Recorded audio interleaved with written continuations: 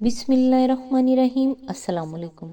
رسول اللہ صلی اللہ علیہ وآلہ وسلم نے فرمایا، کثرت سے سجدہ کیا کرو، کیونکہ جب تم صرف اور صرف اللہ کے لیے سجدہ کرو گے تو اللہ تعالیٰ اس کے بدلے ایک درجہ بلند کرے گا اور تمہارا ایک گناہ معاف کرے گا۔ صحیح مسلم، حدیث نمبر 1093۔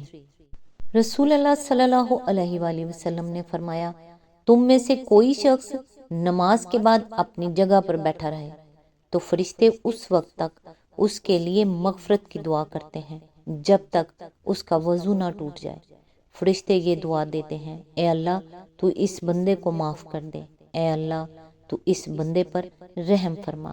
بخاری، حدیث نمبر 445۔ فرمان مصطفیٰ صلی اللہ علیہ وآلہ وسلم، جس وقت مسلمان نماز پڑھتا ہے تو اس کے گناہ اس کے سر پر رکھے جاتے ہیں۔ جب یہ سجدے میں جاتا ہے تو سارے گناہ گر جاتے ہیں۔ نمازی جب نماز سے فارغ ہوتا ہے تو گناہوں سے پاک اور صاف ہو چکا ہوتا ہے۔ اللہ تعالیٰ تمام مومن اور مومنات کی نیک اور جائز دعائیں قبول فرمائے اور ان کے گناہوں کو معاف کرے، آمین۔ آج انشاءاللہ سورہ فاتر کی آیت نمبر 31 سے سٹارٹ کریں گے۔ اس کا ترجمہ اور تفسیر تفہیم القرآن سے بیان کروں گی جو اہل سنت جماعت کے لیے ہے۔ اعوذ باللہ من الشیطان الرجیم، بسم اللہ الرحمن الرحیم۔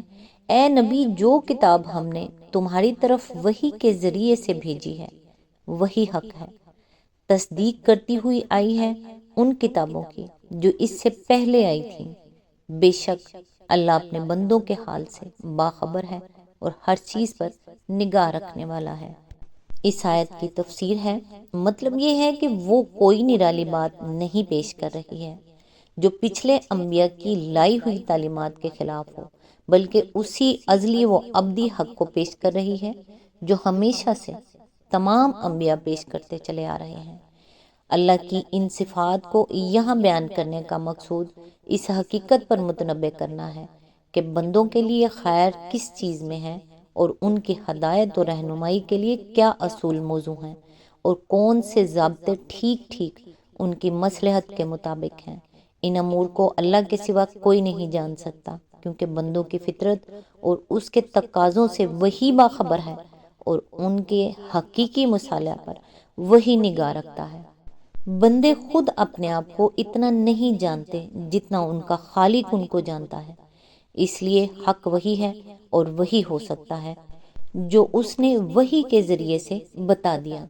آیت نمبر 32، پھر ہم نے اس کتاب کا وارث بنا دیا ان لوگوں کو جنہیں ہم نے اس وراثت کے لیے اپنے بندوں میں سے چن لیا۔ اب کوئی تو ان میں سے اپنے نفس پر ظلم کرنے والا ہے اور کوئی بیچ کی راس ہے اور کوئی اللہ کے اذن سے نیکیوں میں سبقت کرنے والا ہے۔ یہی بہت بڑا فضل ہے۔ اس کی تفسیر ہے، مراد ہیں مسلمان جو پوری نوع انسانی میں سے چھانٹ کر نکالے گئے ہیں تاکہ وہ کتاب اللہ کے وارث ہوں اور محمد صلی اللہ علیہ وآلہ وسلم کے بعد اسے لے کر اٹھیں۔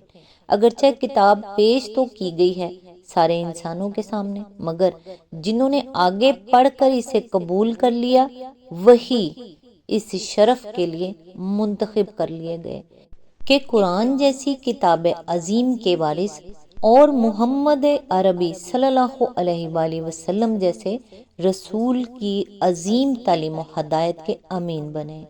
یعنی یہ مسلمان سب کے سب ایک ہی طرح کے نہیں ہیں، بلکہ یہ 3 طبقوں میں تقسیم ہو گئے ہیں۔ نمبر 1، اپنے نفس پر ظلم کرنے والے۔ یہ وہ لوگ ہیں جو قرآن کو سچے دل سے، اللہ کی کتاب اور محمد صلی اللہ علیہ وآلہ وسلم کو ایمانداری کے ساتھ اللہ کا رسول تو مانتے ہیں، مگر عملاً کتاب اللہ اور سنت رسول صلی اللہ علیہ وآلہ وسلم کی پیروی کا حق ادا نہیں کرتے۔ مومن ہیں مگر گناہ گار ہیں، مجرم ہیں مگر باغی نہیں ہیں، ضعیف الایمان ہیں مگر منافق اور دل و دماغ سے کافر نہیں ہیں۔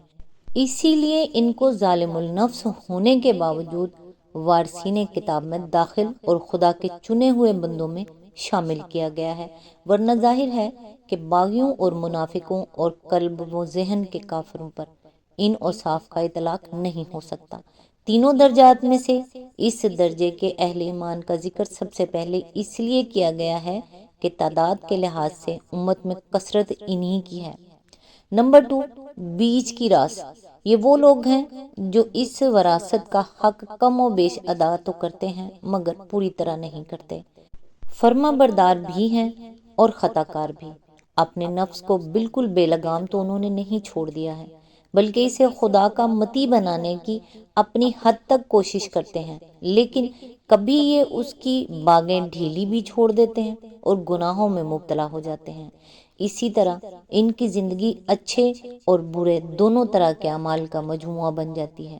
یہ تعداد میں پہلے گروہ سے کم اور تیسرے گروہ سے زیادہ ہیں، اس لیے ان کو دوسرے نمبر پر رکھا گیا ہے۔ نمبر 3، نیکیوں میں سبقت کرنے والے، یہ وارثین کتاب میں صفحہ اول کے لوگ ہیں، یہی دراصل اس وراثت کا حق ادا کرنے والے ہیں۔ یہ اتباع کتاب و سنت میں بھی پیش ہیں، خدا کا پیغام اس کے بندوں تک پہنچانے میں بھی پیش، دین حق کی خاطر قربانیاں کرنے میں بھی پیش اور بھلائی کے ہر کام میں پیش۔ یہ دانستہ معصیت کرنے والے نہیں ہیں اور نہ دانستہ کوئی گناہ سرزد ہو جائے تو اس پر متنبہ ہوتے ہیں۔ ان کی پیشانیاں شرم سے عرق آلود ہو جاتی ہیں۔ ان کی تعداد امت میں پہلے دونوں گروہوں سے کم ہے، اس لیے ان کا آخر میں ذکر کیا گیا ہے، اگرچہ وراثت کا حق ادا کرنے کے معاملے میں ان کو اولیت کا شرف حاصل ہے۔ یہی بہت بڑا فضل ہے۔ اس فقرے کا تعلق اگر قریب ترین فقرے سے مانا جائے تو اس کا مطلب یہ ہوگا کہ نیکیوں میں سبقت کرنا ہی بڑا فضل ہے، اور جو لوگ ایسے ہیں وہ امت مسلمہ میں سب سے افضل ہیں۔ اور اس فقرے کا تعلق پہلے فقرے سے مانا جائے تو مطلب یہ ہوگا کہ کتاب اللہ کا وارث ہونا اور اس وراثت کے لیے چن لیا جانا بڑا فضل ہے، اور خدا کے تمام بندوں میں وہ بندے سب سے افضل ہیں جو قرآن اور محمد صلی اللہ علیہ وآلہ وسلم پر ایمان لا کر اس انتخاب میں کامیاب ہو گئے ہیں۔ آیت نمبر 33، ہمیشہ رہنے والی جنتیں ہیں جن میں یہ لوگ داخل ہوں گے، وہاں انہیں سونے کے کنگنوں اور موتیوں سے آراستہ کیا جائے گا، وہاں ان کا لباس ریشم ہوگا۔ اس کی تفسیر یہ ہے، مفسرین میں سے ایک گروہ اس بات کا قائل ہے کہ اس فقرے کا تعلق قریب ترین دونوں فقروں سے ہے، یعنی نیکیوں پر سبقت کرنے والے ہی بڑی فضیلت رکھتے ہیں اور وہی ان جنتوں میں داخل ہوں گے۔ رہے پہلے دو گروہ تو ان کے بارے میں سکوت فرمایا گیا ہے تاکہ وہ اپنے انجام کے معاملے میں فکر مند ہوں اور اپنی موجودہ حالت سے نکل کر آگے بڑھنے کی کوشش کریں۔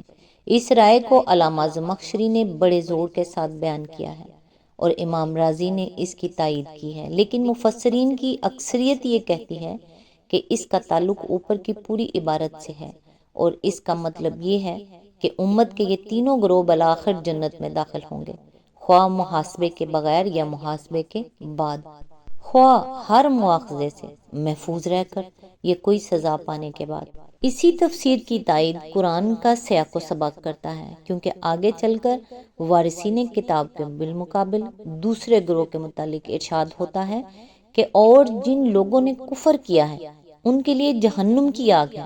اس سے معلوم ہوا کہ جن لوگوں نے اس کتاب کو مان لیا ہے ان کے لیے جنت ہے، اور جنہوں نے اس پر ایمان لانے سے انکار کیا ہے ان کے لیے جہنم۔ پھر اسی کی تائید نبی صلی اللہ علیہ وآلہ وسلم کی وہ حدیث کرتی ہے جسے حضرت ابو درداء نے روایت کیا ہے، اور امام احمد، ابن جریر، ابن ابی حاتم، طبرانی، بہقی اور بعض دوسرے محدثین نے اسے نقل کیا ہے۔ اس میں حضور صلی اللہ علیہ وآلہ وسلم فرماتے ہیں، جو لوگ نیکیوں میں سبقت لے گئے ہیں وہ جنت میں کسی حساب کے بغیر داخل ہوں گے، اور جو بیچ کی راس رہے ہیں ان سے محاسبہ ہوگا مگر ہلکا محاسبہ۔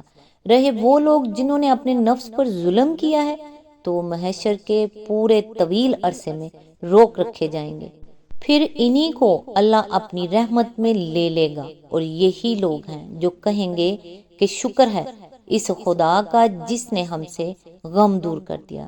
اس حدیث میں حضور صلی اللہ علیہ وآلہ وسلم نے اس آیت کی پوری تفسیر خود بیان فرما دی ہے اور اہل ایمان کے تینوں طبقوں کا انجام الگ الگ بتا دیا ہے۔ بیچ کے راس والوں سے ہلکا محاسبہ ہونے کا مطلب یہ ہے کہ کفار کو تو ان کے کفر کے علاوہ ان کے ہر جرم اور گناہ کی جداگانہ سزا بھی دی جائے گی، مگر اس کے برعکس اہل ایمان میں جو لوگ اچھے اور برے دونوں طرح کے اعمال لے کر پہنچیں گے، ان کی نیکیوں اور ان کے گناہوں کا مجموعی محاسبہ ہوگا۔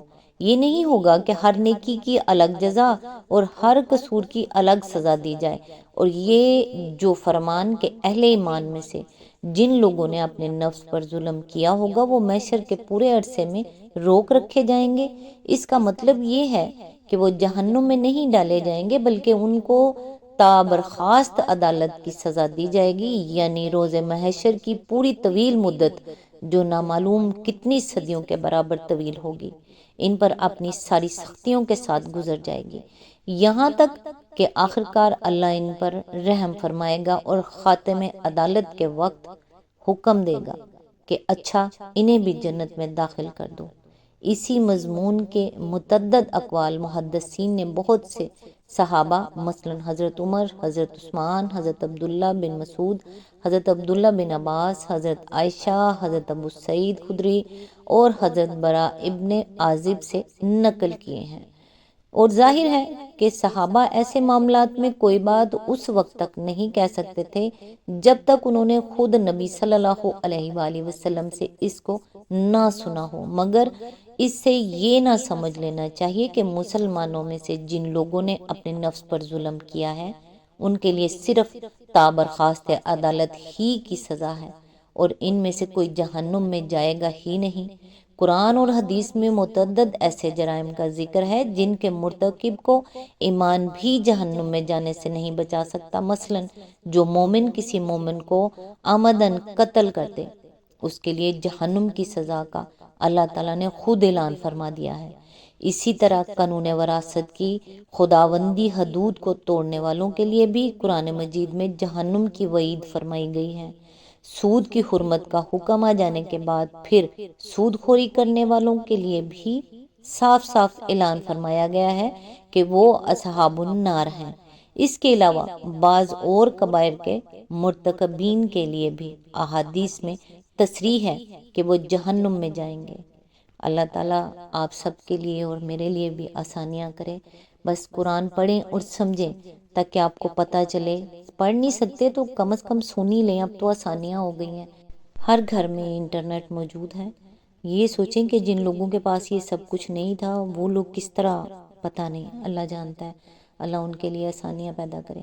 آج تک کے لیے بس اتنا ہی، نیکسٹ انشاءاللہ آیت نمبر 34 سے سٹارٹ کریں گے، تب تک کے لیے دعاؤں میں یاد رکھیے گا۔ اللہ حافظ۔